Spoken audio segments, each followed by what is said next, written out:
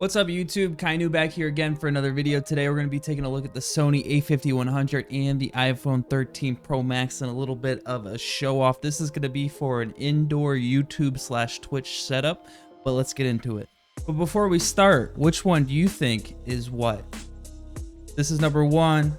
This is number two.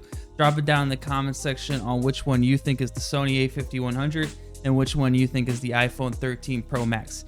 If you are just here for the side-by-side comparison, I'll put the timestamp for that somewhere on the bottom of the screen now.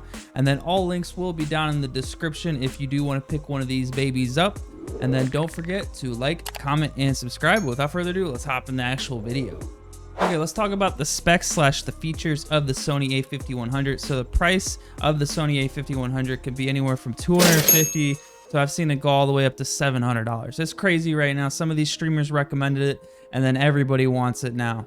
It can shoot in 1920 by 1080p at 60 FPS or 720p at 60 FPS as well. It does include great autofocus. Like, let me show you. You put your hand up to the screen, it'll focus right away. You pull it away, it's back on me. It's absolutely crazy.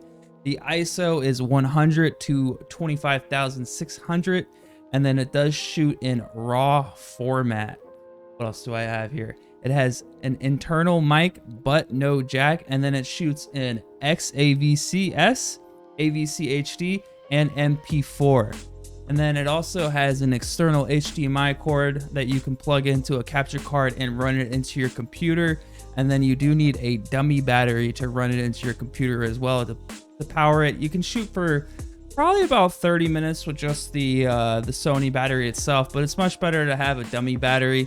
And then finally, the Sony a5100 does have the bokeh background effects, but in this video, the iPhone 13 Pro Max does have that as well. So this is actually a true showdown between the two of them. All right, let's talk about the iPhone 13 Pro Max's specs. So for price, $1,200 to $1,400. You may be able to find a deal on it with your cell phone company, but normally $1,200 to $1,400. It does shoot in 4K at 60 FPS and then 1080p at 120 FPS. This is specifically only with the backside camera.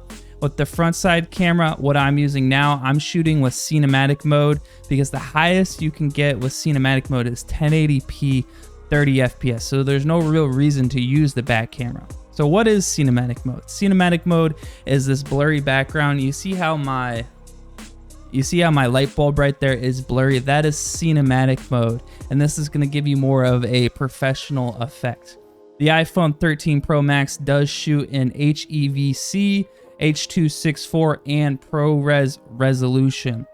It does have an internal mic, as you know, but you can purchase third-party mics like the Boya mic or maybe a Go mic that's wireless, and that'll definitely boost your audio quality to another level. For me, I'm using the SM7B, so this is what you're hearing in this video. I'm not going to do a mic test on either of these. I'm just showing you guys the video quality in this video. Okay, and then you have to live and die by the battery life of your camera. So if you're shooting with your camera and it's just going down real fast because you're shooting in 4K, then you gotta wait, I don't know, maybe an hour, maybe 30 minutes for your phone to recharge and get back up to speed, and then you can go back to shooting. So you have to live and die with the charger if you're using a separate mic, that is, or you may have to purchase an adapter that has 2 lightning ports that you can plug into. So how did both devices perform for YouTube? So both devices perform great for YouTube. The Sony a5100 is running straight into my computer to OBS, and it worked perfect for YouTube. The iPhone 13 Pro Max works great for YouTube as well. All you have to do is record it, and then you can upload it straight into apps such as CapCut, and then CapCut will let you upload it straight to YouTube, straight to other apps like TikTok, whatever you want to do with it. But both of these devices work great for YouTube, and it's very easy to sync just by snapping or clapping or whatever you want to do. How did the Sony a5100 perform for Twitch? So for me, it performed great. I just had to sync my microphone and my camera up, and then I was good to go. So how did the iPhone 13 Pro Max work for streaming for me? It really didn't. to be honest. Like, I had so many issues getting the sync to work properly. I could never get it really to stay consistent. Like, sometimes it was great, and then my microphone and the actual camera on the phone would just get out of sync. And I couldn't get it to work over Wi-Fi. I couldn't get it to work over the actual cable. The only way I was able to get it to work was when I used a microphone that plugged directly into the iPhone 13. But I really didn't want to use an iPhone mic for my streams. I wanted to use my super fancy mic over here for my streams. So for me, it really didn't work that well for streaming, but for YouTube, it worked absolutely great. What was my experience with the Sony a5100? So for the Sony a5100, it was really confusing to set up off the rip. I had to look up a few YouTube videos on how to get the settings to work properly. But once I got the settings to work properly, then every stream and YouTube video going forward was very easy to set up and record. What was my experience with the iPhone 13 Pro Max? So for recording YouTube videos, amazing. For Twitch, not so good. But let's put the two side by side and let's see how they look and see what they look like in a little bit of a shootout. Okay, so here is the test between the two. Currently, I have no filters on either of them. I'm gonna move my hands around a little bit to show you guys what I mean. Put my hand up to both of them to show you the autofocus, and then I'm gonna pull my hands away.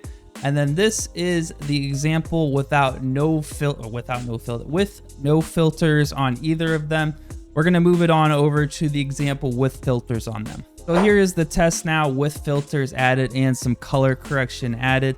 Let me know down in the comment section which one you like best. I'm gonna put my hands up to both of them to see the autofocus.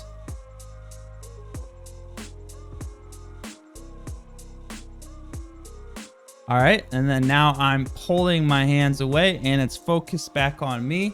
Looking at the two, I'd say, I don't know. This is a hard one. They both look really good. Me personally, I think I like the Sony a5100. It feels like it has a little bit more detail, I would say. Just a little bit, but they're definitely neck and neck between the two of them for sure. So who is the Sony a5100 for?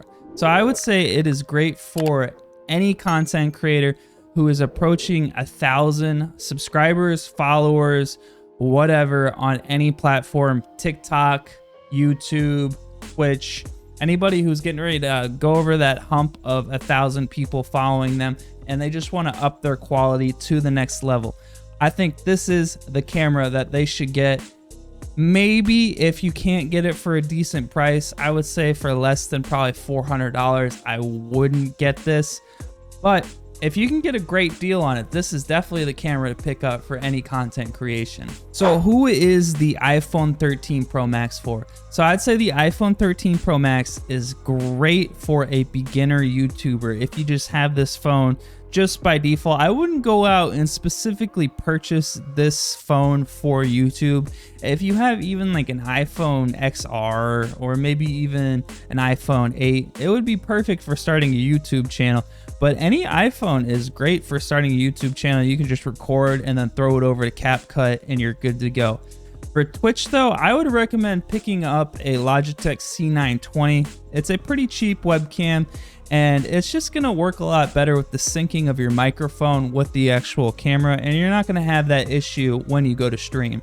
Now that we've checked out the Sony a5100 and the iPhone 13 Pro Max, let me know down in the comment section which one you guys think won this little competition. If you're interested in the C920 that I mentioned in the clip before, I will link a video that I compared the Sony a5100, the Logitech C920, and the Logitech Brio between the three of them, and I showed examples of each of the video quality in the description down below. If you have any other questions, let me know, and then I'll have all the links down in the description as well. But don't forget to like, comment, and subscribe if you found this informational, and don't forget to take it easy.